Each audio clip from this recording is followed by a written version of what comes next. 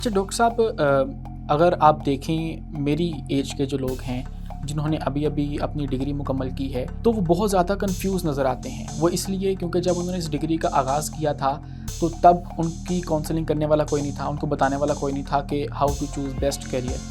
और अब जब वो डिग्री कर चुके हैं तब उनको मज़ीद समझ नहीं आ रही कि आगे हमने जाना किधर है। तो सवाल ये है कि how to choose your best career to pursue, और इसका कैसे पता चलाया जाए कि आप किस चीज़ के अंदर बेस्ट हैं और आपको उसकी तरफ जाना चाहिए।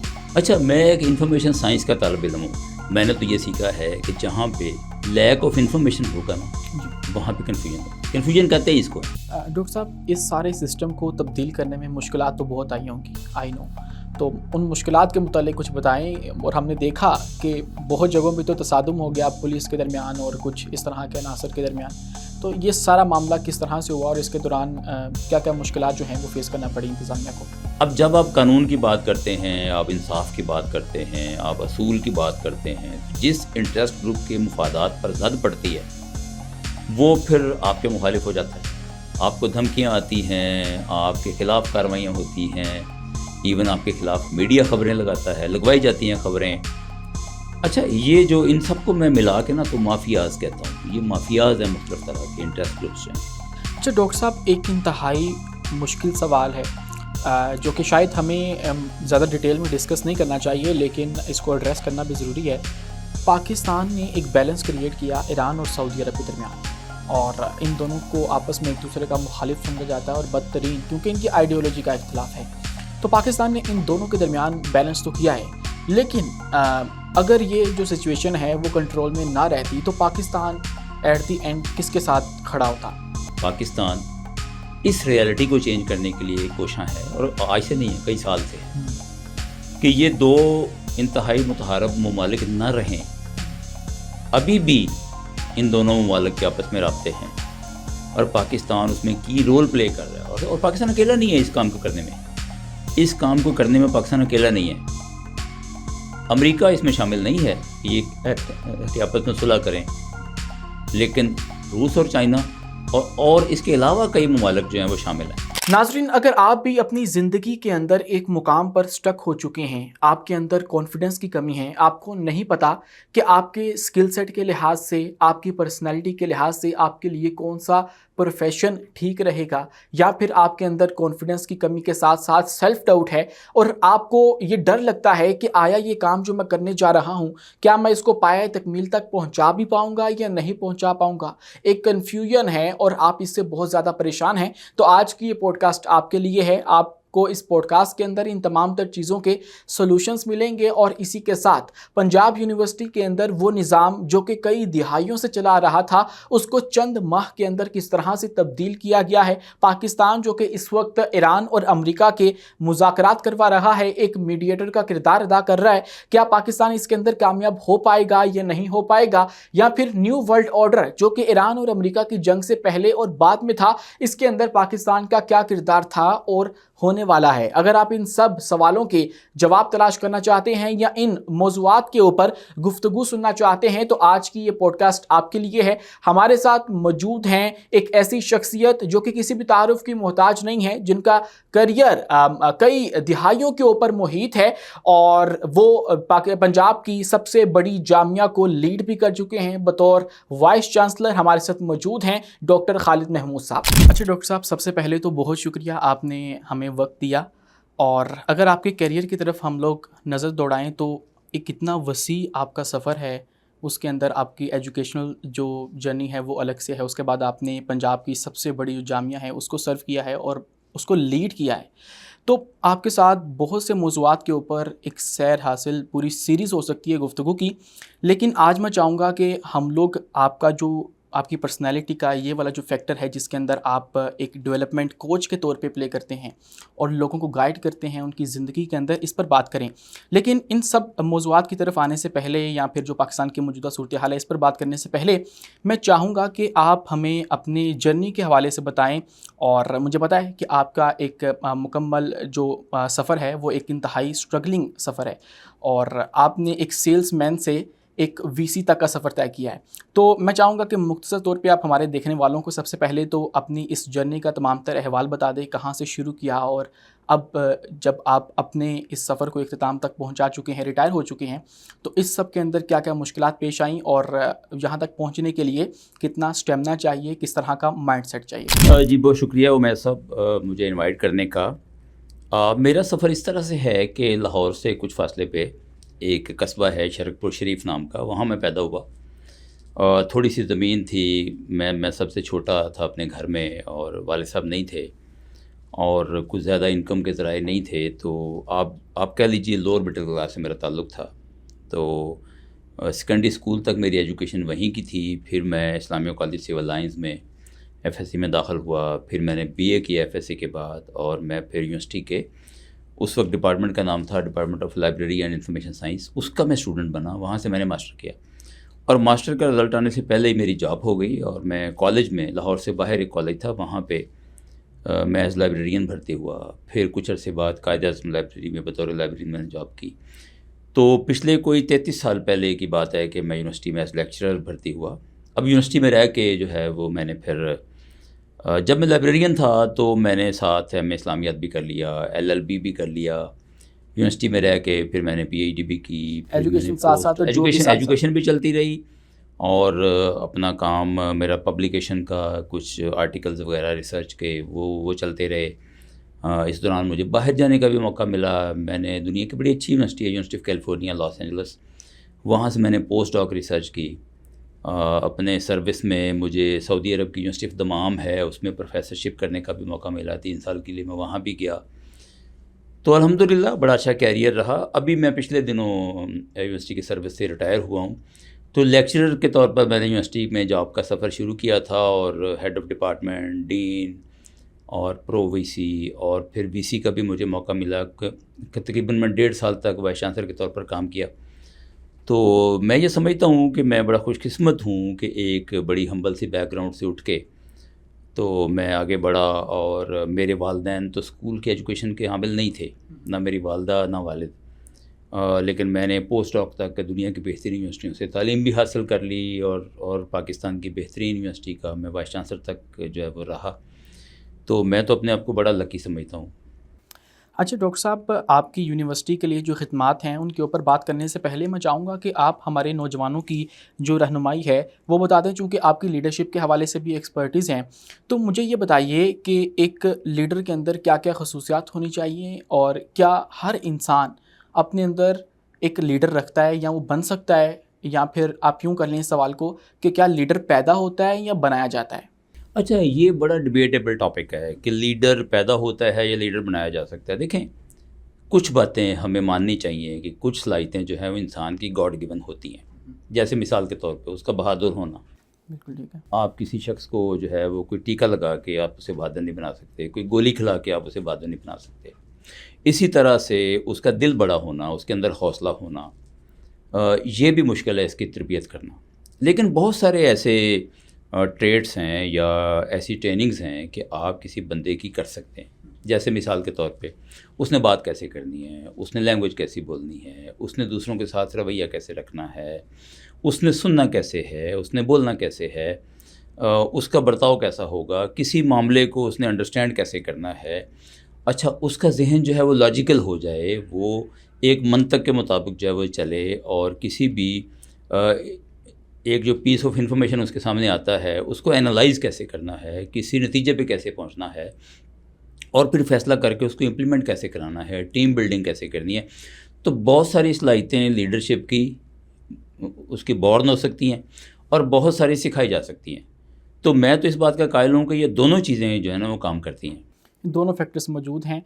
आप अगर ये बहादुरी अपने अंदर रखते भी हैं जो कि खुदादाद सलाहियत है, लेकिन उसके बाद भी आपको अपने ऊपर काम करना ही होगा। ऐसे ही है, या आपको ऐसा माहौल मिलना चाहिए जिसके बाद आपका एक जो लीडर है वो मुकम्मल तौर पे तैयार हो जाए। बिल्कुल सही। तो डॉक्टर साहब, बाज़ औक़ात हमने ये भी देखा है कि कुछ लोग हैं یوتھ آپ سمجھ لیجئے ان کے مسائل کچھ اس طرح سے ہوتے ہیں کہ ہم لوگ اپنے کلاس کے اندر یا اپنے کمیونٹی کے اندر فٹ ان نہیں ہو پا رہے، ان کی پرسنالٹی ان کے ساتھ میچ نہیں کر پا رہی. تو پرسنالٹی کے متعلق آپ ہمیں کچھ بتائیں کہ کس طرح سے امپروو کی جائے اور اس کے اندر کون سے فیکٹرز ہیں ان کو ٹرین کیا جائے کہ آپ اپنے جو انوائرمنٹ ہے اس کے اندر فٹ ان ہو جائیں. جی دیکھیں، یہ جو فٹ ان کا ایشو ہے نا، اس کا علاج یہ ہے کہ آپ اپنی پرسنالٹی کا صحیح طریقے سے انالیسس کریں. میں نے بہت سارے نوجوانوں کے کیس میں دیکھا ہے کہ انہوں نے کبھی یہی نہیں سوچا ہوتا کہ میری پرسنالٹی کس طرح کی ہے، کس ٹائپ کی ہے. میرے اندر لیڈرشپ کی صلاحیت زیادہ ہے، میں اچھا فالوور بن سکتا ہوں، میں اچھا کلیگ بن سکتا ہوں، اچھا دوست بن سکتا ہوں، اچھا ورکر بن سکتا ہوں، یا میں کیا بن سکتا ہوں. اگر ہم نوجوانوں کو یہ سکھا دیں کہ اپنی پرسنالٹی کو صحیح طریقے سے انالائز کرنا سیکھ جائیں. دیکھیں، جب تک وہ آئیڈینٹیفائی نہیں کریں گے کہ وہ پرسنالٹی کی کس ٹائپ کے ہیں، اس وقت تک اپنے بارے میں فیصلہ نہیں کر سکیں گے.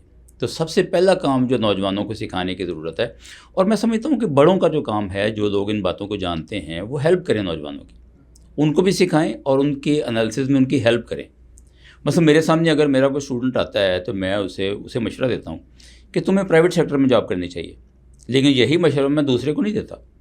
اس کی پرسنالٹی دیکھ کے، اس کے انٹرسٹ دیکھ کے، اس کی پسند ناپسند دیکھ کے تو مجھے آئیڈیا ہوتا ہے. دیکھیں نا، آپ کو ہو سکتا ہے ٹائی کوٹ جو ہے وہ زیادہ پسند ہو لگانا، اور دوسرا اس میں دقت محسوس کرتا ہو. آپ کو ہو سکتا ہے انگریزی بولنا زیادہ پسند ہو، دوسرا اس میں پریشانی محسوس کرتا ہو. تو بات یہ ہے کہ پرسنالٹی کا جو صحیح انالیسز ہے وہ سب سے پہلی شرط ہے. اس کے بعد جب آپ انالیسز کر لیں تو پھر آپ کی پہلی کوشش یہ ہونی چاہیے کہ آپ کسی ایسے فیلڈ میں جائیں، جاب ہو یا بزنس ہو، کہ جو آپ کی پرسنالٹی سے میچ کرتا ہو. اور یہ کوشش آپ کو جاری رکھنی چاہیے. اگر آپ کو اتفاق سے ایسا انوائرمنٹ نہیں ملا کہ جو آپ کی پرسنالٹی سے میچ کرتا ہو، اور آپ کو مجبوراً وہاں پہ کام کرنا پڑتا ہو، تو آپ کے اندر یہ صلاحیت بھی ہونی چاہیے. اگر آپ ایک اچھے انسان ہیں، اگر آپ سمجھدار انسان ہیں، تو یہ صلاحیت بھی ہونی چاہیے کہ آپ کو اگر کسی آڈ انوائرمنٹ میں کام کرنا پڑے تو آپ وہاں اپنے آپ کو ایڈجسٹ کر سکیں. دیکھیں نا، وہ کون سا انسان ہوا کہ جو کہ جی میری پرسنالٹی میں غصہ بہت ہے، ایک جگہ صبر کرنے کی ہے، خاموش رہنے کی ہے، وہاں پہ آپ نے بات کو پی جانا ہے دوسرے کی. فلیکسیبل ہونا چاہیے. بالکل، آپ کے اندر فلیکسیبلٹی ہونی چاہیے. آپ کے اندر یہ جو الاسٹیسٹی ہے اور یہ جو اڈیپٹیبلٹی ہے، یہ ہونی چاہیے. اچھا، آپ کی پرسنالٹی جس ٹائپ کی ہے اس کے لیے آپ ایفرٹ جاری رکھیں. لیکن اگر آپ کو ایسا انوائرمنٹ نہیں ملا تو اس کا یہ مطلب نہیں ہے کہ آپ ناکام ہو کے بیٹھ جائیں. کامیاب بہرحال آپ نے ہونا ہے. اچھا ڈاکٹر صاحب، جب ہم اپنی پرسنالٹی کو امپروو کرنے جاتے ہیں تو سب سے بڑا مسئلہ یہ آتا ہے کہ ہمیں اپنی ہی شخصیت کے اوپر یا اپنی صلاحیتوں کے اوپر شک ہونے لگ جاتا ہے، جس کو ہم سیلف ڈاؤٹ کا نام دیتے ہیں. ہمیں لگتا ہے کہ بھائی اگر میں اس کام کے اندر ہاتھ ڈالوں گا تو پتہ نہیں یہ میرے سے ہوگا یا نہیں ہوگا، یا اگر میں اس کے اندر ناکام ہو گیا تو پھر کیا ہوگا.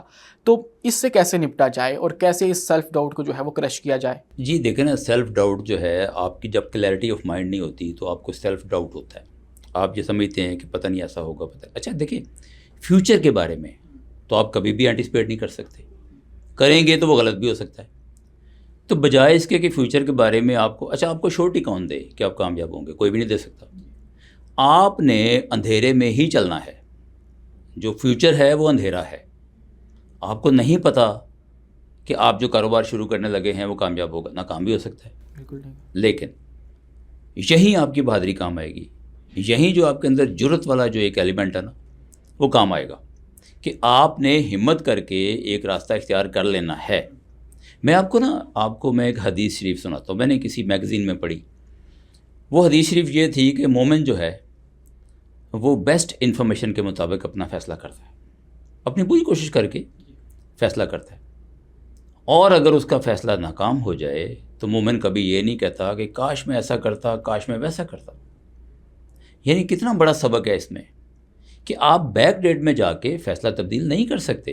یہ دو آپشنز ہیں، either you win, either you learn. آپ جا رہے ہیں سڑک پہ، آگے جو ہے وہ دو سڑکیں ہیں، آپ نے اے پہ جانا ہے یا بی پہ جانا ہے. ادھر فیصلہ کر لیں، کسی سے پوچھ بھی لیں، مشورہ بھی کر لیں، بڑوں سے بھی پوچھ لیں، انالیسس بھی اور وہاں رک بھی جائیں تھوڑی دیر کے لیے. لیکن آپ نے راستہ اے اختیار کیا اور بی زیادہ سکسیسفل تھا، تو آپ بیک ڈیٹ میں تو جا کے فیصلہ نہیں کر سکتے. آپ تو اے پہ چل پڑے ہیں. تو بات یہ ہے کہ ایک انسان کی زندگی میں کوئی بیک ڈیٹ کا فیصلہ نہیں ہوتا. اس نے اویلیبل انفارمیشن کے مطابق فیصلہ کرنا ہے اور اس پر پورے یقین اور اعتماد کے ساتھ چل پڑنا ہے. اس کے بعد کامیابی ہو یا ناکامی. اچھا میں نے نا یعنی کچھ دنوں پہلے ایک کورس پڑھایا، اس کورس کا ٹائٹل تھا نالج مینجمنٹ. نالج مینجمنٹ کی میں جو ٹیکسٹ بک پڑھا رہا تھا اس میں میں نے یہ پڑھا کہ آپ کے جو فیلئرز ہوتے ہیں وہ زیادہ ڈیٹا کریٹ کرتے ہیں. فیلئر سے انسان زیادہ سیکھتا ہے، سکسیسز کو تو انسان سیلیبریٹ کرتا ہے. آپ نے کاروبار کیا، آپ کو منافع ہو گیا، سارے کیک لائیں گے، کیک کاٹیں گے، تالیاں بجائیں گے، بس. آپ ناکام جب ہوتے ہیں، ایک خلائی جہاز جب خلا میں نہیں پہنچتا اور سمندر میں گر جاتا ہے نا، تو پھر زیادہ سر جوڑ کے بیٹھتے ہیں کہ ہماری تو اربوں ڈالر کی انویسٹمنٹ تھی اور یہ ڈوب گئی، تو غلطی کہاں کہاں ہوئی ہے. تو ہمیشہ جو انسان کی زندگی میں فیلئرز ہوتے ہیں وہ زیادہ سکھاتے ہیں انسان کو. تو فیلئرز کو آپ جو ہے نا آپ اس طرح سے نہ لیں. دیکھیں آپ کی انویسٹمنٹ تو ڈوبی ہے، لیکن آپ کے پاس جو تجربہ ہے وہ تجربہ اگلی سکسیس میں آپ کے کام آئے گا. ہو سکتا ہے کہ جو آپ کے سکسیزفل لوگ ہیں آپ ان کو بھی پیچھے چھوڑ جائیں اس بالکل. تجربے کی بنا پر. بالکل ایسا. اچھا ڈاکٹر صاحب، ہم نے اپنا سیلف ڈاؤٹ جو ہے اس کو کور کر لیا، لیکن اس کے بعد ہمارے کچھ تجربات ایسے رہتے ہیں جو کہ ہمارے ذہنوں میں بیٹھ جاتے ہیں اور وہ ہمارا جو کانفیڈنس ہے اس کو بحال نہیں ہونے دیتے، اور ہمیں ڈر لگا رہتا ہے کہ یہ جو میں ہوں میرے اندر اتنا کانفیڈنس نہیں ہے کہ میں لیٹس سے کہ پبلک اسپیکنگ ہے اس کے اندر ہمیں بہت سے مسائل آتے ہیں. اس کے بعد آپ نے خود کو کہیں پر پریزنٹ کرنا ہے، اس کے اندر بہت سے مسائل پیش آتے ہیں. تو یہ کانفیڈنس جو ہے اس کو کیسے گیدر کیا جائے اور اس کو دوبارہ سے بحال کیا جائے اگر آپ کے ماضی میں کچھ تجربات جو ہیں وہ نہیں اچھے رہے اور اس کی وجہ سے آپ کا جو کانفیڈنس ہے وہ متاثر ہوا ہے؟ اچھا دیکھیں، یہ ایک عام نفسیاتی مسئلہ ہے کہ آپ نے جب کوشش کی، آپ ناکام ہوئے، تو اس کے بعد آپ نے کہا نہیں یہ کام نہیں کرنے والا، یہ نہیں میرے سے ہونا. اصل بات یہ ہے کہ آپ نے آگے بڑھنے کے لیے یہ کام کرنا ہے. اچھا آپ جتنی دفعہ بھی سوچیں آپ کو یہ اندازہ ہوتا ہے کہ ہے تو یہ ضروری کام، سیکھنا تو مجھے ہے، کرنا بھی ہے. تو میں نے ایک ویڈیو بنا کے اس پہ ڈالی بھی ہے اپنے یوٹیوب چینل پہ. تو اس پہ ڈاکٹر خالد محمود کے نام سے میرا یوٹیوب چینل ہے، اس پہ میں نے ویڈیو بنا کے ڈالی ہے کہ آپ ہپناٹزم سیکھیں. جی.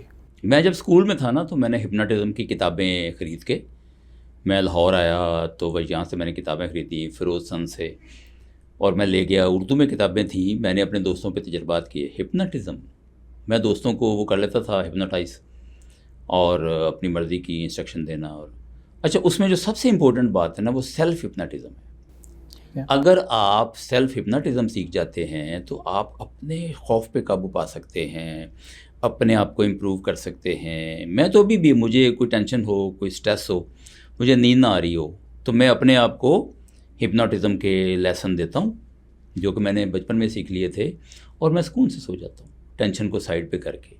تو تھوڑا سا اس طرح کے. اچھا یہ جو آپ نے کانفیڈنس کی بات کی ہے نا کہ آپ نے پریزنٹیشن دینی ہے، آپ کی کمیونیکیشن سکل کا ایشو ہے، دیکھیں آج کل تو یہ سائنس بن گئی ہے، سکھانے کے بے شمار ذرائع ہیں، آپ اس پر بے شمار کتابیں ہیں، بے شمار ویڈیوز آ گئی ہیں. آج کا جو دور ہے اس میں ایک بندہ یہ کہے کہ میں سیکھ نہیں سکتا، یہ تو ویسے ہی بات جھوٹ ہے. آپ سیکھیں، اپنے بڑوں سے بھی سیکھیں، دوستوں سے ہیلپ لیں، ریہرسل کر. سب سے بڑی بات ریہرسل ہے. اپنے دوستوں کے سامنے بٹھا کے دیں انہیں لیکچر. آپ پریزنٹیشن بنا کے دوستوں سے کہیں بتائیں میں اس کو پریزنٹ کرنے لگا ہوں، میری سلائڈ بھی بتائیں کیسی ہیں، میری بات چیت کیسی ہے. آج کل تو یہ سائنس ہے اور یہ بڑی آسانی سے سیکھی جا سکتی ہے، تھوڑی سی کوشش سے سیکھی جا سکتی ہے. اور اگر آپ کے کوئی تجربات ایسے ہوئے ہیں جو ناکام ہوئے ہیں تو یہ تو آپ کو آگے بڑھانے کے لیے ہیں. ہم کتنی مثالیں پڑھتے ہیں.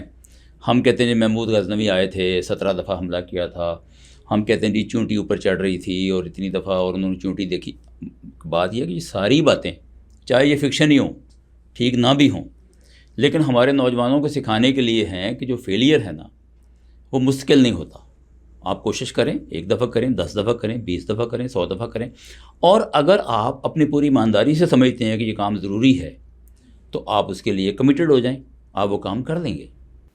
اچھا ڈاکٹر صاحب، اگر آپ دیکھیں میری ایج کے جو لوگ ہیں جنہوں نے ابھی اپنی ڈگری مکمل کی ہے تو وہ بہت زیادہ کنفیوز نظر آتے ہیں. وہ اس لیے کیونکہ جب انہوں نے اس ڈگری کا آغاز کیا تھا تو تب ان کی کاؤنسلنگ کرنے والا کوئی نہیں تھا، ان کو بتانے والا کوئی نہیں تھا کہ how to choose best career. اور اب جب وہ ڈگری کر چکے ہیں تب ان کو مزید سمجھ نہیں آ رہی کہ آگے ہم نے جانا کدھر ہے. تو سوال یہ ہے کہ how to choose your best career to pursue, اور اس کا کیسے پتہ چلایا جائے کہ آپ کس چیز کے اندر بیسٹ ہیں اور آپ کو اس کی طرف جانا چاہیے. اچھا میں ایک انفارمیشن سائنس کا طالب علم ہوں، میں نے تو یہ سیکھا ہے کہ جہاں پہ لیک آف انفارمیشن ہوگا نا جی وہاں پہ کنفیوژن ہوگی. کنفیوژن کہتے ہیں اس کو ہے آپ کے پاس انفارمیشن پوری نہیں ہے, آپ فیصلہ نہیں کر پا رہے. انفارمیشن کو پورا کریں. مثلا میں آپ کو مثال دیتا ہوں, میں ابھی بھی ریٹائر ہوا ہوں, 1 ہفتہ ہوا ہے. میں نے ریٹائرمنٹ سے اگلے دن, یعنی میں کہہ رہا ہوں بیچ میں گیپ نہیں ہے, جی میں نے اگلے دن ریسرچ شروع کر دی ہے. میں ایک ریسرچر تو ہوں ہی, جی میں نے ریسرچ شروع کر دی ہے کہ مجھے ریٹائرمنٹ کے بعد کیا کرنا چاہیے. میں انفارمیشن اکٹھی کر رہا ہوں. مجھے نوکری کرنی چاہیے, مجھے کاروبار کرنا چاہیے. اگر میں نوکری کروں تو کس طرح کی کروں, کاروبار کروں تو کس طرح کا کروں, سروس بیسڈ ہونا چاہیے, پروڈکٹ بیسڈ ہونا چاہیے. اور میں نے اس پر ریسرچ شروع کر دی ہے, اور میں کچھ ٹائم لوں گا. ٹائم لینا چاہیے, اپنے آپ کو ٹائم دینا چاہیے. میں ریسرچ کروں گا, میں لوگوں کو انٹرویوز کروں گا, لوگوں سے ٹائم لوں گا, اپنے کویشچن پوچھوں گا. میں ہو سکتا ہے کچھ کتابیں پڑھوں, اور جو کامیاب بزنس مین ہیں ان سے ملوں, جو کامیاب نوکری کرنے والے ہیں ان سے ملوں, جو ناکام نوکری کرنے والے ہیں ان سے ملوں. تو میں نے ویری نیکسٹ ڈے اپنی ریٹائرمنٹ کے میں نے اس پہ کام شروع کر دیا ہے, اور انشاءاللہ کچھ عرصہ میں اس پہ لگاؤں گا. اپنا ٹائم انویسٹ کرنا چاہیے سوچ بچار کے لیے. کوئی ایمرجنسی نہیں ہونی چاہیے کہ کل مجھے کوئی آفر ہو میں فٹافٹ نوکری کر لوں. اس پہ سوچ بچار کرنی چاہیے. آپ کی جو اسٹیج اس وقت ہے نا اپنی ایج میں, اپنے کیریئر میں, اپنی کوالیفیکیشن کے بعد, میری اب اسٹیج یہ ہے کہ میں ایک ریگولر جاب سے ریٹائر ہو گیا ہوں. جی ایک جیسی اسٹیج ہے, میں نے بھی کچھ کرنا ہے, آپ نے بھی کچھ کرنا ہے. ریسرچ کریں, انفارمیشن حاصل کریں, اور جو بیسٹ سورسز ہیں نا انفارمیشن کے وہ آپ یوز کریں. کون روکتا ہے؟ کسی شریف آدمی سے جا کے پوچھ لیں کہ آپ جو کاروبار کر رہے ہو اس میں مجھے گائیڈ کرتے ہیں لوگ. یہ بات غلط ہے کہ لوگ بتاتے نہیں ہیں, لوگ بتاتے ہیں. آپ کے کئی جاننے والے ہو سکتے ہیں. اگر آپ نے ایک خلوص کے ساتھ زندگی گزاری ہے لوگوں کے ساتھ, تو لوگ آپ کے لیے بھی پرخلوص ہوتے ہیں. آپ انفارمیشن حاصل کریں, اس کے بعد فیصلہ کریں, اور جب آپ فیصلہ کر لیں تو پھر اس میں محنت کریں, ایمانداری کریں, اس میں تھوڑا صبر بھی کریں, تھوڑا شکر کے بھی جذبات ہونے چاہیے, اور پازیٹیو وے میں لے کے چلیں. اب مجھے کوئی اگر یہ کہے کہ بھئی آپ ایک کاروبار شروع کریں, اگلے دن سے منافع آنا شروع ہو جائے گا, یہ بات ویسے ہی غلط ہے. میرا خیال ہے مجھے تھوڑا صبر بھی سیکھنا چاہیے, اور مجھے تھوڑا سا ٹائم دینا چاہیے اپنی انویسٹمنٹ کو. اچھا میں انویسٹمنٹ تھوڑی کروں منافع زیادہ آنا شروع ہو جائے گا, یہ پھر جھوٹ ہے. جی اگر میری انویسٹمنٹ تھوڑی ہے تو منافع زیادہ کیسے آ سکتا ہے؟ اچھا بعض کام سلو انویسٹمنٹ والے ہوتے ہیں, بعض فاسٹ ہوتے ہیں, لیکن فاسٹ کا بھی یہ تھوڑی ہوتا ہے کہ اگلے دن منافع آ جائے گا. جی تو بات یہ ہے کہ آپ انفارمیشن حاصل کریں.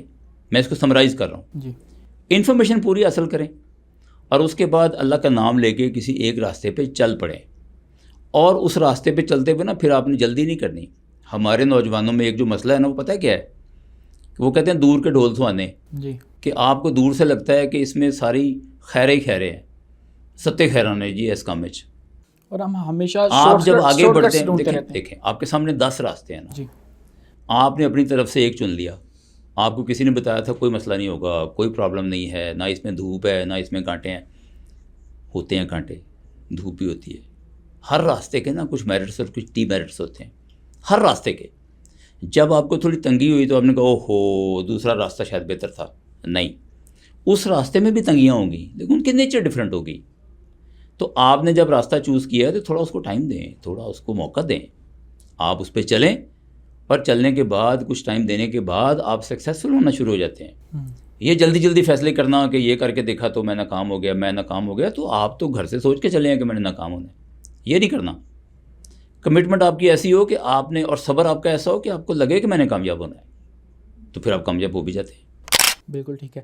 اچھا ڈاکٹر صاحب, آپ نے 30 سال سے زائد کا جو عرصہ ہے وہ ایجوکیشن کو دیا. آپ کے سامنے بہت سے ایسے اسٹوڈنٹس آئے ہوں گے جو کہ بعد میں چل کے بہت زیادہ کامیاب ہو گئے, اپنی اپنی فیلڈس میں ایکسل کر گئے. تو آپ نے وہ کیا خوبیاں دیکھی ان کامیاب لوگوں میں جو کہ عموماً لوگوں کے اندر نہیں ہوتی, جو کہ بعد میں ناکام ہو جاتے ہیں؟ ایک تو یہی clarity of mind. Clarity of mind. Clarity of mind ہونی چاہیے. آپ جو کام کریں کلیئرلی کریں, اس میں کنفیوژن نہ ہو. اور دوسرا یہ ہے کہ آپ اچھی طرح ریسرچ کریں کہ جو کام آپ کرنے لگے ہیں یا کر رہے ہیں اس کی ریکوائرمنٹس کیا ہیں. کہیں ہو سکتا ہے آپ کو زیادہ ہارڈ ورک کرنا پڑے, کہیں ہو سکتا ہے آپ کو زیادہ صبر و تحمل کا مظاہرہ کرنا پڑے, کہیں ہو سکتا ہے آپ کو کوئی فنڈنگ ارینج کرنی پڑے زیادہ, کہیں ہو سکتا ہے آپ کا ٹائم زیادہ لگے. تو جو اس کی ریکوائرمنٹس ہیں نا وہ پوری کریں. تو جیسے میں نے آپ کو پہلے بتایا نا کہ میں انسان کی بات چیت سن کے, اپنے اسٹوڈنٹ کی اس کی ڈریسنگ دیکھ کے, اس کی بیک گراؤنڈ دیکھ کے, کس طرح شہر کا ہے کہ گاؤں کا ہے, اور کس طرح کی اس کی پرسنالٹی ہے، میں اس کے مطابق ان کو مشورے دیتا تھا. اور ابھی بھی ایسا ہی ہے، کوئی نوجوان پوچھتا ہے تو میں اس کے حالات کا جائزہ لے کے اس کو مشورہ دیتا ہوں. تو بات یہ ہے کہ جو ریکوائرمنٹس ہیں نا وہ آپ نے پوری کرنی ہے، اور جب آپ ریکوائرمنٹس پوری کریں گے تو کوئی وجہ نہیں ہے کہ آپ کامیاب نہ ہوں. اچھا ڈاکٹر صاحب، آپ نے بطور وی سی بھی پنجاب یونیورسٹی کو لیڈ کیا ہے، اور ریسنٹلی ہم نے دیکھا کہ پنجاب یونیورسٹی کے اندر ایک طرح سے انقلاب آیا ہے، سسٹم چینج ہوا ہے اور بہت سی چیزوں کا صفایا کیا گیا ہے اور ایک نیا سسٹم لایا گیا ہے، جس کے اندر جو یونینز تھیں ان کو ایریڈیکیٹ کیا گیا یونیورسٹی سے، اور اس کے بعد ہاسٹل کا جو نظام ہے اس کو بالکل چینج کر دیا گیا ہے. سیکیورٹی کے لیے بہت سی چیزیں جو ہیں وہ کی گئی ہیں. تو آپ اس چینج کو کیسے دیکھتے ہیں؟ کیا یہ جو کچھ ہوا پنجاب یونیورسٹی کے اندر، مطلب 360 اینگل کے اوپر جا کے چیزیں جو ہیں وہ چینج ہو گئیں، تو کیا یہ بالکل ٹھیک ہوا ہے، یا آپ اس کے متعلق کیا رائے رکھتے ہیں؟ نہیں، نہ صرف یہ کہ یہ ٹھیک ہوا ہے، بلکہ میں اس ساری چینج کا حصہ ہوں، میں اس کا پارٹ اینڈ پارسل ہوں. ہم لوگوں نے بیٹھ کے، میں یونیورسٹی کا وائس چانسلر تھا، ہمارے اوپر ایک ایسے وائس چانسلر آئے کہ جن کے ساتھ مل کے ہم نے یہ ڈیسائیڈ کیا کہ ہم نے اسٹوڈنٹس کو اپنے ڈسپلن میں لانا ہے. یونیورسٹی کے قانون کے مطابق ان کے حقوق ہیں، قانون کے مطابق ان کے فرائض ہیں، اور طالب علموں کو جو حقوق اور فرائض ہیں اس کے اوپر ہمیں کام کرنا ہے. اگر کوئی انلیگلی رہ رہا ہے تو اس کو ہم نے نکالنا ہے ہاسٹل سے، اگر کوئی تنگ کر رہا ہے، وہاں پہ کوئی بدماشی کرتا ہے، کوئی غنڈہ گردی کرتا ہے، تو اسے ہم نے ٹھیک کرنا ہے. تو یہ سارا کام جو بیٹھ کے جہاں اسٹریٹجی بنتی تھی، میرے آفس میں اسٹریٹجی بنتی تھی زیادہ تر، اور ہم نے طے کیا تھا کہ کون جو ہے وہ بیک گراؤنڈ پہ ہوگا، کون گڈ کاپ ہوگا، کون بیڈ کاپ ہوگا، اور کس کا کیا رول ہوگا، اور کس کو ہم نے پیش کرنا ہے ذرا سخت مزاج بنا کے، اور کس کو پیش کرنا ہے ہم نے ذرا نرم مزاج بنا کے. تو میں تو اس کا پورا حصہ ہوں، اور میں اس پہ بلیو کرتا ہوں. پوری زندگی ایسی الحمدللہ گزری ہے. میں یہ بلیو کرتا ہوں کہ ہر کسی کا ایک رول ہے. استاد کا اپنا رول ہے، اسے اپنا رول پلے کرنا چاہیے. اسٹوڈنٹ کا اپنا رول ہے، اسے وہ پلے کرنا چاہیے. ویسے میں کوئی سیاست کے خلاف نہیں ہوں، نہ میں کوئی تنظیموں کے خلاف ہوں. ہر کسی کا حق ہے تنظیم بنائے، وہ اپنی تنظیم بنائے. اس کی جو بھی دعوت ہے، وہ سرخہ ہے، سبزہ ہے، وہ کوئی ارائی ہے، وہ کوئی پٹھان ہے، وہ کوئی گجر ہے، وہ کوئی ساؤتھ پنجاب کا ہے یا بلوچ ہے، وہ ہمارے بچے ہیں سارے. ان سب کا حق ہے تنظیمیں بنائیں، لیکن تنظیمیں کسی دائرہ کار کے اندر رہیں، اور وہ دائرہ کار جو ہے وہ قانون ہے. وہ یونیورسٹی کی انتظامیہ بننے کی کوشش نہ کریں، وہ قبضہ گروپ بننے کی کوشش نہ کریں، اپنا کام کریں. یعنی مجھے کوئی اعتراض نہیں ہے کہ کوئی سرخہ ہے تو اپنی دعوت دیتا ہے، لوگوں کو سرخہ بنانا چاہتا ہے بنا دے، پوری یونیورسٹی کو بنا دے. اچھا کوئی اسلامسٹ ہے، پوری یونیورسٹی کو اسلامسٹ بنانا چاہتا ہے تو ہمیں کیا اعتراض ہے؟ جی. لیکن وہ شرافت سے یہ کام کرے اور وہ قانون کو اپنے ہاتھ میں نہ لے. ڈاکٹر صاحب، اس سارے سسٹم کو تبدیل کرنے میں مشکلات تو بہت آئی ہوں گی، آئی نو. تو ان مشکلات کے متعلق کچھ بتائیں. اور ہم نے دیکھا کہ بہت جگہوں پہ تو تصادم ہو گیا پولیس کے درمیان اور کچھ اس طرح کے عناصر کے درمیان. تو یہ سارا معاملہ کس طرح سے ہوا، اور اس کے دوران کیا کیا مشکلات جو ہیں وہ فیس کرنا پڑی انتظامیہ کو؟ جی دیکھیں، ہوتا یہ ہے کہ جب آپ ایک بڑے پبلک سیکٹر کے ادارے میں بیٹھیں، گورنمنٹ سیکٹر کا ادارہ ہے نا، تو بہت سارے لوگوں کے مفادات ہوتے ہیں، انٹرسٹ گروپ ہوتے ہیں. اب انٹرسٹ گروپ کے نام لینے شروع کرنا، بہت سارے بن جاتے ہیں. دیکھیں اسٹوڈنٹس کے اندر آرگنائزیشنز ہیں، ان کے اپنے انٹرسٹ ہیں. ہمارے اساتذہ کے ان کے اندر آرگنائزیشنز ہیں، ان کے اپنے انٹرسٹ ہیں. امپلائیز جو نان ٹیچنگ امپلائیز ہیں، ان کے اپنے انٹرسٹ گروپ ہیں. اس کے ساتھ ساتھ یونیورسٹی کے سپلائر ہیں، جن کو ٹھیکیدار کہیں گے، ان کے اپنے انٹرسٹ ہیں. ٹھیکہ لینے والوں کے اپنے انٹرسٹ ہیں. جو وہاں دکانیں ہیں، وہاں پہ ریسٹورنٹس ہیں، ان کے اپنے انٹرسٹ ہیں. اچھا سیاستدانوں کے اپنے انٹرسٹ ہیں، بیوروکریسی کے اپنے انٹرسٹ ہیں. ہر کوئی ایک طرح سے پبلک سیکٹر کی جو آرگنائزیشن ہوتی ہے نا، اس میں اپنے انٹرسٹ کو واچ کر رہا ہوتا ہے. جی. اب جب آپ قانون کی بات کرتے ہیں، آپ انصاف کی بات کرتے ہیں، آپ اصول کی بات کرتے ہیں، تو جس انٹرسٹ گروپ کے مفادات پر زد پڑتی ہے وہ پھر آپ کے مخالف ہو جاتا ہے. آپ کو دھمکیاں آتی ہیں، آپ کے خلاف کارروائیاں ہوتی ہیں، ایون آپ کے خلاف میڈیا خبریں لگاتا ہے، لگوائی جاتی ہیں خبریں. اچھا یہ جو ان سب کو میں ملا کے نا تو مافیاز کہتا ہوں. یہ مافیاز ہیں مختلف طرح کے انٹرسٹ گروپس جو ہیں. ہم جب بھی کوئی فیصلہ کرتے ہیں تو ہمیں کسی نہ کسی مافیا کے ساتھ لڑنا پڑتا ہے. یہاں پھر میں آپ کو وہی بات یاد کراؤں گا، بہادری. یعنی وائس چانسلر صاحب ہمارے نئے آئے، ان کو اب تو 1.5 سال سے زیادہ ہو گیا آئے ہوئے. ہم نے بیٹھ کے طے کیا کہ جب ہم یہ کام کریں گے قانون کی عملداری تو ہو جائے گی، لیکن فلاں انٹرسٹ گروپ ہم سے لڑنے آئے گا اور فلاں طریقے سے لڑے گا. اس کو ہم نے اس کا توڑ کیسے کرنا ہے، اور ہم نے کیسے فارم رہنا ہے، کیسے ہم نے بہادری کے ساتھ مقابلہ کرنا ہے. مقابلہ کیا. ہمارے خلاف خبریں لگتی ہیں، ہمارے خلاف شکایتیں جاتی ہیں، اور بہادری کے ساتھ مقابلہ کیا، اور ہم ڈٹے رہے. اور آپ کو جو انقلاب یا چینج نظر آ رہی ہے، اس کے پیچھے ظاہر ہے ہمارے دوستوں کی قربانیاں ہیں. اور ہمارے بارے میں لوگ اچھی بری باتیں بھی کرتے رہے، لیکن ہمیں پتہ تھا کہ جو کام ہم کر رہے ہیں یہ قانون کی عملداری کر رہے ہیں اور یونیورسٹی کے بچوں کو ایک ڈسپلن میں لا رہے ہیں، اور اس کا جو بینیفیشری ہے وہ ہر بچہ ہوگا، ہر پیرنٹ ہوگا. اور جو امپلائر ہے، کل کو ان بچوں نے ڈگری لے کے جانا ہے، جو امپلائر ہے، دیکھیں بچے نے اگر کام نہیں سیکھا اور ہم نے ڈگری دے دی ہے تو کون سی ہم نے نیکی کی ہے؟ جو امپلائر ہیں وہ اس کے بینیفیشری ہوں گے، سوسائٹی ایز اے ہول اس کی بینیفیشری ہوگی. تو یہ سارے کام ہم نے کیے ہیں اور ہم نے مقابلہ کیا ہے. اس میں جو بنیادی شرط ہے وہ بہادری. اچھا، بہادری کا یہ مطلب نہیں ہے کہ یہ کوئی بیوقوفی والا کام ہے. آپ نے بہادری کو بھی بڑی سمجھداری سے امپلیمنٹ کرنا ہوتا ہے. جی، یعنی اگر آپ اپنا رویہ ٹھیک رکھیں، چہرے پہ اسمائل رکھیں اور اچھی طریقے سے بات کریں، لیکن قانون کے اوپر پوری طرح سے آپ قائم رہیں، تو ایسا بھی ہو سکتا ہے. ضروری نہیں ہے کہ آپ گالیاں دیں، ضروری نہیں ہے کہ آپ بد زبانی کریں، آپ اونچا بولیں، اس کی ضرورت نہیں ہوتی. لیکن ڈاکٹر صاحب یہ آسان نہیں تھا، کیونکہ یہ کوئی 1 سال کا یا 2 سال کا قصہ نہیں ہے. یہ کئی دہائیوں پر محیط ایک سسٹم تھا جس کو 1 سال کے اندر بھی نہیں، اس سے کم عرصے کے اندر ہی تبدیل کر دیا گیا ہے. تو بہت سے لوگوں ہمیں کو چند مہینے لگے ہیں. جی، لیکن بہت سے لوگوں کو مسئلہ ہوا. ایون کہ ہم اسٹوڈنٹس کو بھی یہ نظر تو آ رہا تھا کہ جو کچھ ہو رہا ہے صحیح ہو رہا ہے، لیکن چونکہ ہم اس کے یوز ٹو ہو چکے تھے تو ہمیں ایک نیو سسٹم اڈیپٹ کرنے میں بہت مشکلات ہو رہی تھی. حالانکہ میں بتا تھا کہ جو کچھ ہو رہا ہے یہ لانگر رن کے اندر ہمیں بہت زیادہ جو ہے وہ فائدہ دے گا. لیکن میں یہ پوچھنا چاہ رہا ہوں کہ یہ تمام تر جو آئیڈیا ہے ایٹ فرسٹ یہ کس کا تھا؟ کیونکہ اس سے پہلے بھی بہت سے وی سیز آئے اور وہ گئے اور بہت سے سسٹم جو ہیں وہ چینج ہوتے رہے، لیکن کوئی بھی یہ کرنے میں کامیاب نہیں ہو سکا. اس میں کسی ایک شخص کو یہ کریڈٹ دینا تو میرا نہیں خیال ٹھیک ہوگا. میرا خیال ہے ہم جو کور ٹیم تھے نا یونیورسٹی کی، جی، ہمارے وائس چانسلر، میں ایز پرو وائس چانسلر، ہمارے جو دوسری کور ٹیم ہے اس میں ہمارے ایک ڈی جی ہیں وہ ہیں، ہمارے ایک ڈی ایس اے ہیں وہ ہیں، اس کے علاوہ بھی ہیں، چیئرمین ہال کونسل ہے. یہ فیصلہ تو ہماری کور ٹیم کا تھا کہ ہم اپنی جو انرجی ہے اسے بھی اسیس کریں، ہماری جو اسٹریٹجی ہے وہ بھی ایسی بنائیں کہ یہ کام ہو جائے. لیکن آپ ایک کام شروع کرتے ہیں، گول اچیو نہ ہو تو پھر بھی کیا فائدہ ہے.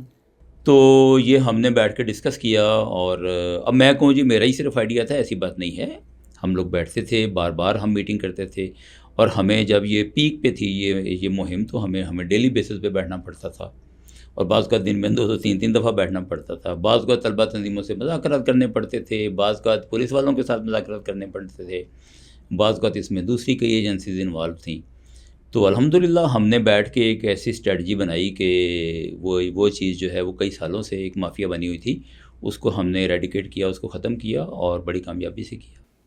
اچھا ڈاکٹر صاحب، اب تو یہ تو ہو گیا آپ کا یونیورسٹی والا سارا معاملہ، لیکن اگر ہم لوگ بات کریں، آئی نو کہ آپ کی اس کے اوپر ایک کین آئی ہے، آپ اس کے اوپر اپنی رائے رکھتے ہیں، میں نے آپ کو اس کے اوپر بات کرتے ہوئے سنا ہوا ہے.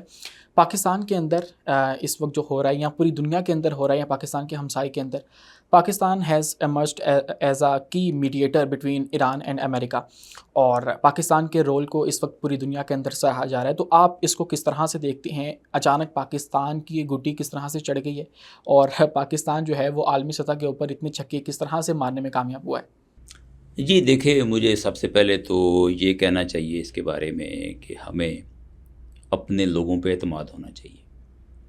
یہ جو ہمارے لوگ ہیں نا، اس میں بوائز بھی ہیں، اس میں سیاستدان بھی ہیں، یہ بہت سمجھدار لوگ ہیں. یعنی پاکستانی اپنی صلاحیتوں کے اعتبار سے نا دنیا کی کسی قوم سے کم نہیں ہے. اگر کوئی یہ کہے کہ ہم بڑے ہوشیار ہیں اور پاکستانی ایسے ہی، ایسی بات نہیں ہے. میں نے دنیا کے دوسرے ملکوں میں بھی کام کیا ہے، میں نے دیکھا پاکستانیوں کو کام کرتے ہوئے، بہت سمجھدار ہیں. اور پاکستان کی ہسٹری آپ اٹھا کے دیکھ لیں تو پاکستان نے جب پاکستان بنا تھا تو اس وقت کون سی لابی کو جوائن کرنا تھا، اس وقت ایمرجنگ پاور جو تھی وہ کون سی تھی، ہمیں کس طرف جانا چاہیے تھا، دوسروں کے ساتھ بیلنس کرنا چاہیے تھا. تو پاکستان نے اپنے جو کارڈز ہیں وہ بڑے انٹیلیجنٹلی کھیلے ہیں. آپ افغانستان کے اوپر امریکہ نے حملہ کیا، ہم کدھر تھے، ہم نے کیا کیا، ہم نے بیلنس کیسے رکھا، یہ دنیا جانتی ہے. اسی طرح سے آج بھی آپ دیکھیں کہ ہم لوگ اس وقت ہمارے بہترین تعلقات ہیں امریکہ کے ساتھ. تعریف کرتے ہیں نا جی، ٹرمپ صاحب تعریف کرتے ہیں، سب سنتے ہیں، اور آج کل تو ہر روز کر رہے ہیں کہ جناب فیلڈ مارشل بھی بڑے اچھے ہیں اور وزیر اعظم بھی بڑے اچھے ہیں پاکستان کے. ہمارے بہترین تعلقات ہیں چائنا کے ساتھ. ابھی یعنی پچھلے سال کی بات ہے، سال بھی پورا نہیں ہوا کہ ہم نے چائنا کی ٹیکنالوجی سے انڈیا کو شکست دی. انڈیا کو شکست دی ہم نے باقاعدہ. ان کے ایئر فورس کو، ان کے جہاز ہم نے گراؤنڈ کر دیے تھے. تو بات یہ ہے کہ اور اس وقت ہمارے بہترین تعلقات روس کے ساتھ بھی ہیں، ہمارے بہترین تعلقات. اچھا دیکھیں متحارب طاقتیں جو ہم اسرائیل کو نہیں مانتے، اسرائیل کے ساتھ ہمارے تعلقات نہیں ہیں، لیکن عربوں کے ساتھ تو بہترین ہیں، ایران کے ساتھ بھی ہیں. یعنی آپ حیران نہیں ہوتے کہ ہمارے جو اس وقت آج کہ جب ہم بات کر رہے ہیں ہمارے وزیر اعظم جو ہیں وہ سعودی عرب میں ہیں، ہماری فوجیں بھی وہاں گئی ہوئی ہیں، اور ہمارے جو فیلڈ مارشل ہیں وہ ایران اور میں ہمارے جو ہیں وزیر داخلہ وہ ایران میں بیٹھے ہیں. جی.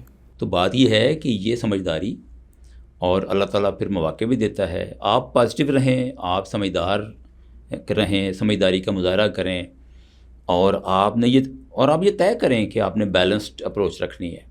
آپ نے کسی ایک کی جھولی میں ایسے گر نہیں جانا آنکھیں بند کر کے، تو آپ کو کامیابی ملتی ہے. آج پاکستان جس سٹیج پہ ہے، اور پاکستان میں ایک دفعہ اتنی بڑی جنگ کہ جس میں ہزاروں جانیں بھی جا چکی ہیں، اور ہزاروں ٹارگٹس کیے ایران کے اندر، اور ایران نے پھر باقیوں کو کیے. اتنی بڑی جنگ کی جناب صلح پاکستان کرانے جا رہا ہے. تو اتنا بڑا اگر ہمیں نہیں یقین آتا پاکستانیوں کو کہ ہمیں کتنی عزت مل رہی ہے، تو ہم انڈیا کے چینل دیکھ لیں. لیکن ڈاکٹر صاحب do you see it happen? جو پاکستان نے بیڑا اٹھایا اس وقت، ہم نے ایران اور امریکہ کو ٹیبل پہ تو لے آئے ہیں، اور یہ بہت بڑی کامیابی ہے پاکستان کی، لیکن اس سے آگے کا جو کام ہے کہ ان دونوں کی ایک ڈیل کروا دی جائے، کیا یہ ہو سکتا ہے، ممکن ہے؟ نہیں دیکھیں، اصل ایک جنگ ہے نا، جنگ کا آخر کار جو انجام ہے وہ ٹیبل پر ہوتا ہے. ہمیشہ ہر جنگ کا ٹیبل پر ہونا ہے. جی ایسے ہی. ایرانیوں نے جس طرح سے رزسٹ کیا ہے، اس سے تو نہیں لگتا کہ ان کو اگر اور بھی مارا جائے تو یہ ہار مان جائیں گے اور شکست تسلیم کر لیں گے. یہ لگتا نہیں ہے، ایسا نہیں نظر آتا. اس کا مطلب یہ ہے کہ جنگ آخر کار ٹیبل پر ہی فیصلہ ہوگی، اس جنگ کا فیصلہ. تو بات یہ ہے کہ ایک ٹیبل سجا دی پاکستان نے، اور ایسا نہیں ہوتا کہ ایک میٹنگ ہو جائے اور میٹنگ میں بڑے سالوں کے جو فیصلے ہیں وہ ایک ہی میٹنگ میں ہو جائیں. یہ ایک مسلسل عمل ہوتا ہے. اور ہم نے بڑے بڑے سفارتکاروں سے یہ باتیں سنی ہیں کہ سفارتکاری جو ہے یا جو مذاکرات ہوتے ہیں نا، یہ ایک عمل کا نام ہے، کسی ایک واقعے کا نام نہیں ہے کہ ایک میٹنگ میں بیٹھے ہیں 10 گھنٹے بیٹھے ہیں تو فیصلہ کر کے اٹھیں گے، ضروری نہیں ہے. اور آپ نے دیکھا کہ پاکستان نے وہ ٹیبل سجائی ہے، پاکستان نے وہ سٹیج سجایا ہے، پاکستان کے حصے میں یہ عزت آنی تھی، آئی ہے. انشاءاللہ جو باتیں ہو رہی ہیں اس میں تو لگتا ہے کہ دوبارہ پھر پاکستان میں بیٹھیں گے. لیکن میں یہ کہتا ہوں کہ پاکستان میں نہیں بھی بیٹھتے، لیکن اس جنگ کی جب تاریخ لکھی جائے گی نا، تو پاکستان کا رول جو ہے وہ بڑا نمایاں آپ کو نظر آئے گا. آپ پڑھ لیجئے گا، آج سے 2 سال کے بعد ویکیپیڈیا پہ پڑھیے گا کہ پاکستان نے کیا کیا تھا.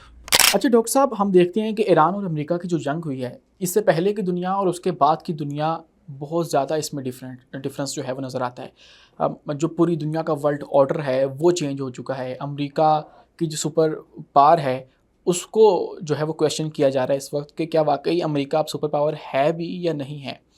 تو آپ اس نیو ورلڈ آرڈر کو کیسے دیکھتے ہیں، اور اس کے اندر پاکستان کا کیا کردار ہونے جا رہا ہے؟ اچھا، ہمارا بچپن تھا نا، تو ہم دیکھتے تھے کہ ایک طرف امریکہ ہے، ایک طرف USSR ہے. اچھا 91 میں جب USSR ٹوٹا جی، تو دنیا جو ہے وہ یونیپولر بن گئی تھی.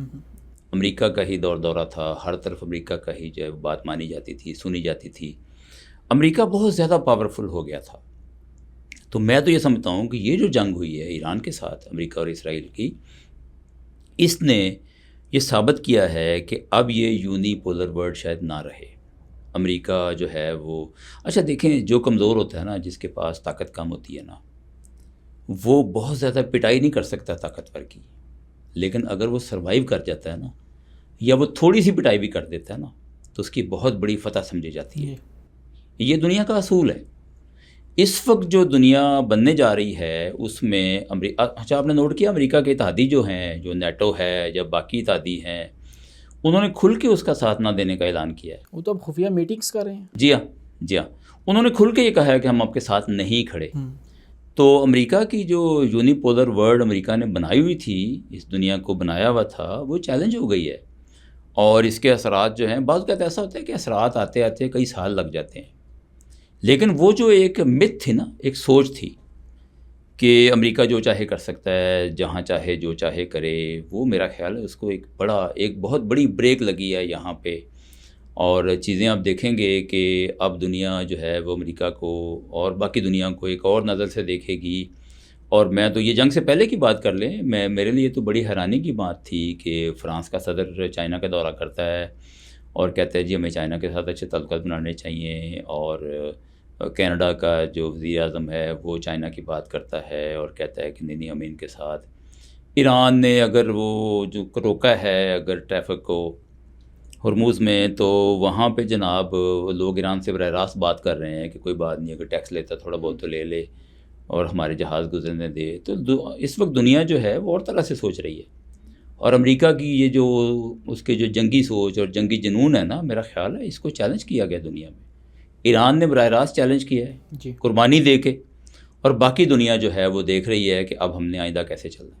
جی پاکستان کا اس کے اندر کیا رول رہے گا جو آنے والا نیو ورلڈ آرڈر ہے اس کے اندر؟ مجھے تو لگ رہا ہے کہ پاکستان کی عزت اور بڑھے گی۔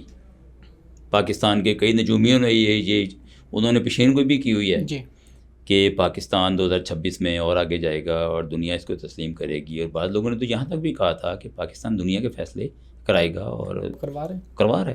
تو بات یہ ہے کہ پاکستان جس طرح سے چل رہا ہے، بڑا بیلنس، بڑی سمجھداری کے ساتھ پاکستان اور آگے بڑھے گا، اور مجھے لگتا ہے کہ پاکستان جو ہے وہ معاشی جو مسائل ہیں اس میں سے بھی کچھ نکلے گا، کچھ آگے بڑھے گا، اور دنیا کے آپس میں جو متحارب کنٹریز ہیں، متحارب ملک ہیں، ان کے درمیان میں پاکستان بہرحال ایک اچھا رول پلے کر رہا ہے۔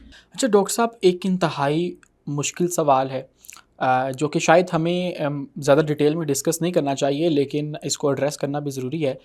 پاکستان نے ایک بیلنس کریٹ کیا ایران اور سعودی عرب کے درمیان، اور ان دونوں کو آپس میں ایک دوسرے کا مخالف سمجھا جاتا ہے اور بدترین، کیونکہ ان کی آئیڈیالوجی کا اختلاف ہے۔ تو پاکستان نے ان دونوں کے درمیان بیلنس تو کیا ہے، لیکن اگر یہ جو سچویشن ہے وہ کنٹرول میں نہ رہتی تو پاکستان ایٹ دی اینڈ کس کے ساتھ کھڑا ہوتا؟ دیکھیں، یہ ہم کہہ رہے ہیں اور ہم دعویٰ کر رہے ہیں کہ ایران اور سعودی عرب جو ہیں یہ بڑے متحارب کنٹریز ہیں، متحارب ملک ہیں۔ جی ضروری نہیں ہے۔ پاکستان اس ریالٹی کو چینج کرنے کے لیے کوشاں ہے، اور آج سے نہیں ہے، کئی سال سے ہے، کہ یہ دو انتہائی متحارب ممالک نہ رہیں۔ ابھی بھی ان دونوں ممالک کے آپس میں رابطے ہیں، اور پاکستان اس میں کی رول پلے کر رہا ہے، اور پاکستان اکیلا نہیں ہے اس کام کو کرنے میں۔ اس کام کو کرنے میں پاکستان اکیلا نہیں ہے، امریکہ اس میں شامل نہیں ہے کہ یہ کہ آپس میں صلح کریں، ہاں جی، لیکن روس اور چائنا اور اس کے علاوہ کئی ممالک جو ہیں وہ شامل ہیں۔ اس وقت یہ جو کوشش ہے نا کہ دونوں آپس میں مل کے سوچیں، دونوں آپس میں کچھ صلح رکھیں، کچھ لو اور دو کی پالیسی رکھیں دونوں ممالک، اس پر کام ہو رہا ہے۔ لیکن یہ جو آپ نے بات کی ہے نا کہ اگر کنڈیشن ورسٹ ہوتی ہے اور زیادہ مسئلہ ہوتا ہے تو پھر ہمارا جو فارمل ایگریمنٹ ہے وہ تو سعودی عرب کے ساتھ ہے، اور یہی وجہ ہے کہ ہم نے جس دن مذاکرات ہو رہے تھے اسلام آباد میں، ہم نے اپنا دستہ، اپنے جہاز سعودی عرب بھیجے ہیں اور اسی ایگریمنٹ کے تحت بھیجے ہیں۔ یعنی خدا نہ کرے کہ کل کو ہمیں اس جنگ میں کودنا پڑے، لیکن اگر ہم کسی بھی وجہ سے کودتے ہیں تو میرا خیال ہے جس کے ساتھ ہمارا ایگریمنٹ ہے اسی کے ساتھ ہم زیادہ جائیں گے۔ لیکن دعا کرتے ہیں، اور باقی ہاں اس میں ہم دعا بھی کرتے ہیں اور ہم کوشش بھی کر رہے ہیں، اور انشاءاللہ اس میں کامیابی مجھے نظر آ رہی ہے اگلے کچھ دنوں میں، کہ ہم اس جنگ میں بجائے کہ ہم خود کودیں، ہم ان دونوں جو لڑ رہے ہیں ان میں بھی صلح کرنے میں کامیاب ہو جائیں گے۔ ڈاکٹر صاحب بہت شکریہ، آپ نے ہمیں اپنی روٹین میں سے کچھ وقت دیا، اور امید کرتے ہیں ہمارے دیکھنے والوں کو یہ پوڈ کاسٹ پسند آئی ہوگی اور اس میں سے لازمی کچھ نہ کچھ مفید جو ہے وہ ان کو سیکھنے کو ملا ہوگا۔ آج کے لیے اتنا ہی۔ اپنے میزبان امیس منیر کو دیجیے اجازت، ملتے ہیں اگلی ویڈیو میں کسی نئی معلومات کے ساتھ اور کسی نئی مہمان شخصیت کے ساتھ۔